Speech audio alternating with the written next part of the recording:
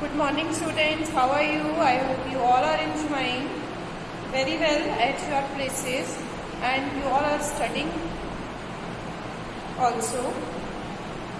So students, yesterday we had started chapter number 7, the necklace of footprints without feet. In this chapter we had read that Matilda, who is the main female character of the story, is invited for a grand party. She has a beautiful dress. She buys a beautiful dress, but she has no jewelry. She borrows a necklace from a friend and loses it. What happens thereafter? Let us read in the story.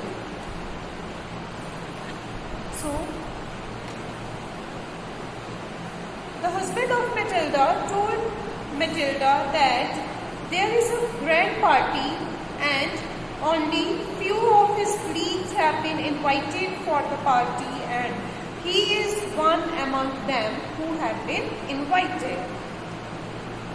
Then instead of being delighted, instead of being happy at the invitation, she threw the invitation spitefully upon the table and in a whispered voice said, "What do you suppose I want with that? But my dearie, I thought it would make you happy." The husband said that, "My dear, I was thinking that you would be happy when you will see the invitation. You never go out and this is an occasion. You always stay home and it is an occasion and you can enjoy it. And a fine one. Everybody wishes one and it is very select. Not many are given to employees." And he says that this card has not been given to all the employees but a few. And we are among those who have been invited. You will see the whole official board there and you will see the officer rank people there. She looked at him with an irritated eye and declared impatiently, "What do you suppose I have to wear to such a thing as that?" So she says that, "What do you think I will wear in such a party? I have no good dress to wear." He had not thought of that, but the husband had not thought of such type of response from his wife. He stammered. Stammered means he spoke with pauses. जैसे हकला के बोलते हैं, वो एकदम से चुप हो गया, उससे बोला नहीं गया. "Why the dress you wear when you go to theatre?" Then the husband asked that when you go to the theatre at that time, you wear a very good dress. You can wear the same at this party. It seems very pretty to me. He says that this dress seems very beautiful to me. He was silent, stupefied, in dismay at the sight of his wife weeping. The husband was silent. Stupefied means he was greatly shocked. He was sad when he saw his wife weeping. He stammered, "What is the matter? What is the matter?" Then he again asked, "What is the matter with you?" By a violent effort, she had controlled her vexation and responded in calm voice, wiping her moist cheeks. And in annoyed voice, she said, "Nothing, only I have no dress and consequently and as a result, I cannot go to this party. Give your card to some colleague whose wife is better fitted out than I. You can give the card to such a friend of yours whose wife is having a beautiful dress to wear."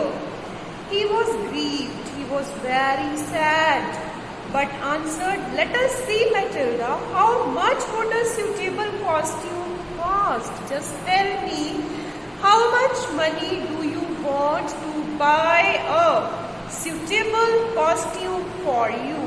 something that would serve for other occasions, something very simple. Such a dress which you would be able to wear on other occasions, also the dress which would be very simple. She reflected for some seconds, thinking of a sum that she could ask for without bringing it an immediate refusal and frightened exclamation from the economical clerk. She thought for some seconds. She thought about a sum which could buy a beautiful dress for her from a meager clerk. Finally, she said in a hesitating voice, I cannot tell exactly, but it seems to me that 400 francs ought to cover it. That 400 francs is a sufficient amount to buy a dress. He turned a little pale, for he had saved just this sum to buy a gun. He was pale, means he was very much disappointed because he had saved this amount of money to buy a gun with which he would be able to join some hunting parties. He was fond of hunting. जो husband था Matilda का, उसको hunting बहुत पसंद थी, तो उसने अपने लिए बेचारे ने 400 फ्रैंक्स इकट्ठे किए थे. वो सोच रहा था कि 400 फ्रैंक्स से वो एक गन लेगा और वो हंटिंग पार्टीज में जाएगा next summer. With some of his friends, he went to shoot larks on Sunday. He will go to those friends who go for hunting birds on Sunday, who go to hunt birds on Sunday. Nevertheless, he answered, very well, I will give you 400 francs. But then he said that, okay, I will give you 400 francs, but try to have a pretty dress, but kindly buy a beautiful dress. The day of the ball approached. The day of the party came, and Mem Loisel seemed sad, but Matilda was again sad. Mem Loisel means Mrs. Loisel, who was Matilda. Mr. Loisel was the husband of Matilda. Seemed sad, disturbed, anxious. Nevertheless, her dress was nearly ready. The dress was almost ready now. Her husband said to her one evening, what is the matter with you? You have acted strangely for 2 or 3 days. कहता तुम्हें हुआ क्या है? तुम 2-3 दिन से बड़ा अजीब सा बिहेव कर रही हो. And she responded, I am vexed not to have a jewel. I am sad that I have no jewelry to be worn with the dress. Nothing to adorn myself. I shall have such a poverty-stricken look, and only the dress without jewelry will give me a poor look. I would prefer not to go to this party, so it is better not to join the party. He replied, you can wear some natural flowers. He said that you can wear some natural flowers. In this season, they look very chic. Chic is beautiful. She was not convinced. No, she replied, there is nothing more humiliating than to have a shabby air in the midst of rich women. She says, no, there is nothing more insulting than to wear this type of dress among rich women. Then her husband cried out, how stupid we are. Go and find your friend, Mrs. Forestier, and ask her to lend you her jewels. Oh, the husband says, we are very stupid. Why don't you go to your friend who is very rich, and she will surely give you any jewelry of her. She uttered a cry of joy. It is true, she said. I had not thought of that. The next day, she took herself to her friend's house. The next day, she went to her friend's house. She said, I had not thought of that. The next day, she took herself to her friend's house and related her story of distress. And explained the story of her distress to her friend. Mrs. Forestier went to her closet. The friend went near her almirah, took out a large jewel case, brought it, opened it, and said, "Choose, my dear."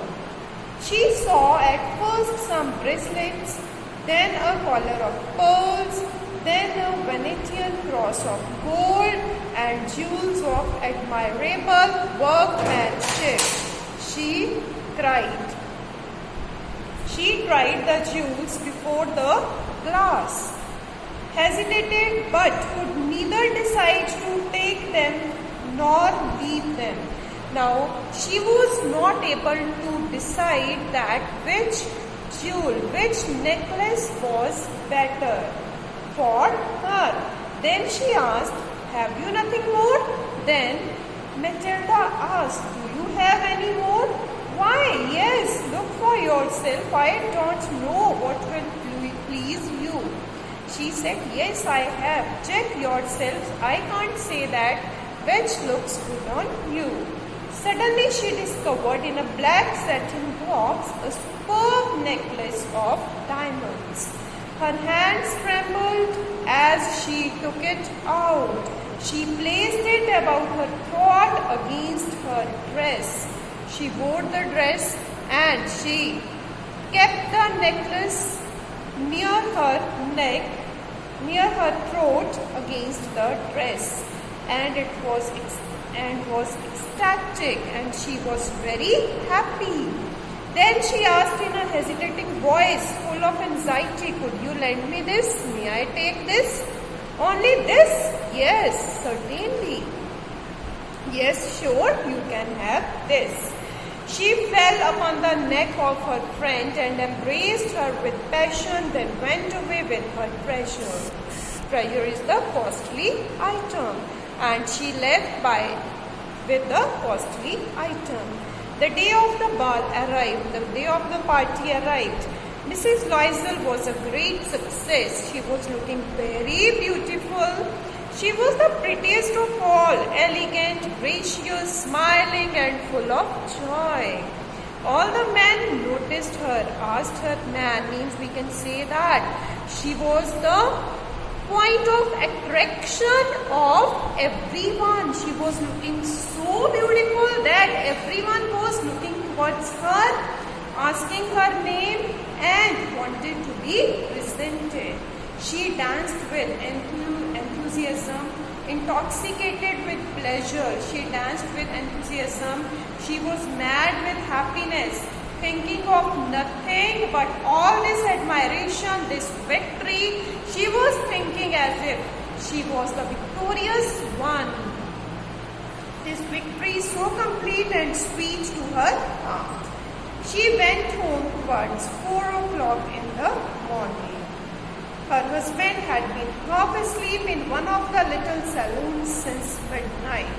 The husband was sleeping in one of the shops since midnight with 3 other gentlemen whose wives were enjoying themselves very much.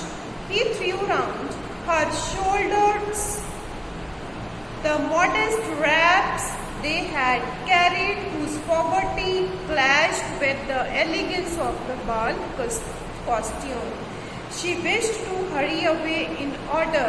She wanted to go out, and she didn't want to be noticed by the other women who were wrapping themselves in rich furs.